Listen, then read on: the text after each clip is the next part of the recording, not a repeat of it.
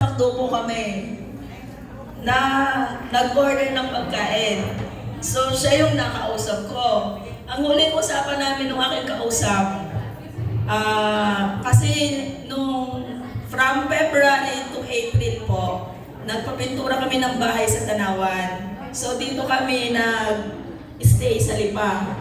Ang mga anak ko sa Tanawan nag-aaral. So, sabi ko doon sa kausap ko, sobrang laki ng gastos ko sa gasolina. Every 3 days, nagagasolina kami ng full tank. Kasi from Lipa, going to Tanawan City, going to Bagbag, then going to Tanawan City, susundo ng estudyante to Lipa ulit. So every 3 days, full tank yung sasakyan. Na-introduce ni Sir yung card. Actually, nakikinig lang ako. And then nangyari, sinabi niya si nanotechnology, oh wait na, negative ions, ay sandali, nag-far infrared na.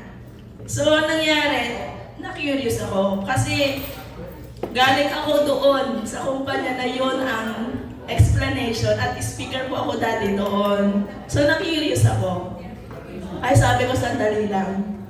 Tapos nagbilang na ako, bigyan mo ako yan.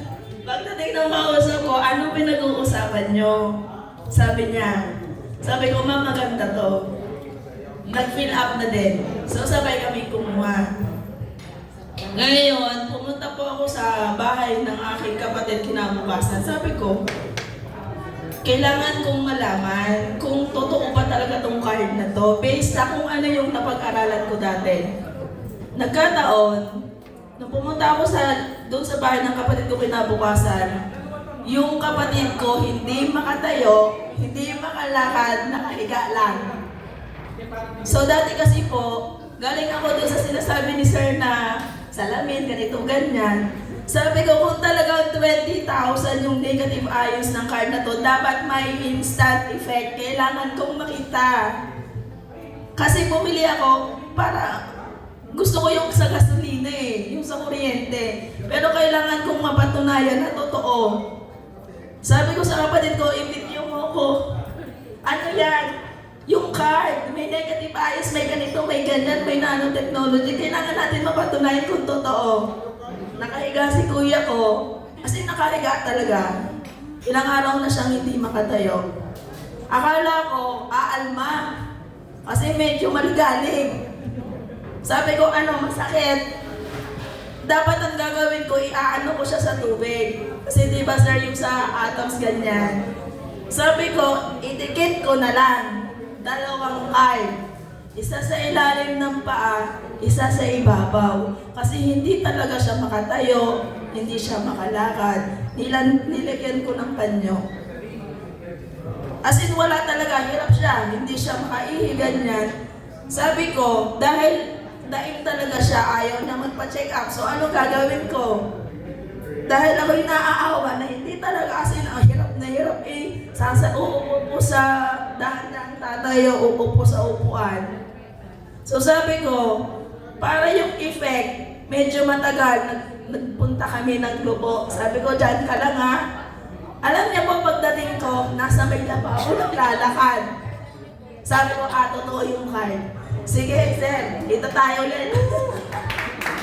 Kasi kumbaga, yung akin pong experience doon sa ganong technology is yung sa health talaga. So, ang ginawa ko para ma-test ko yung sa gasoline, nag-full tank ako ng sasakyan without the card. Nag-set ako ng 0 doon sa mileage kasi may ganun ako sa sasakyan. Tapos, ano nangyayari? Ganito, experiment lang ba? Magaling po ako sa ganyan Lahat ng excess na card na binili ko, nasa sasakyan lang. Medyo malaki yung mileage, parang 224. Tapos, nag-full tank ulit ako, nilagyan ko ng card. Pero wala yung iba, isa lang. Medyo mababa, kasi sabi ko, kasi siguro sobrang dami nung nakalagay. Bumaba ng konti, pero malapit. Kasi sabi ko, ano nangyari? Bakit ganun? Naiisip ko lahat ng card na binili ko kay sir, nasa sa kotse, hindi ko siya tinatanggal. Kasi ako po, From the very start, na, ako po kasi never ako nagsali ng network marketing. This is the second time ngayon kasi yun yung first time nung una. Mahirap po ako i-convince talaga. Kasi Sir Mike, nung sinabi niya na gano'n, sandali, nagbilang na ako. Bigyan mo ako niyan. So yun yung tapos sabi ko kasi yung technology talaga, inaral ko siya before. So sabi ko kay Sir, wala, ilang minutes lang kami nag-usap. Tapos alis na ako, dala ko na si card. Thank you for sharing, ma'am.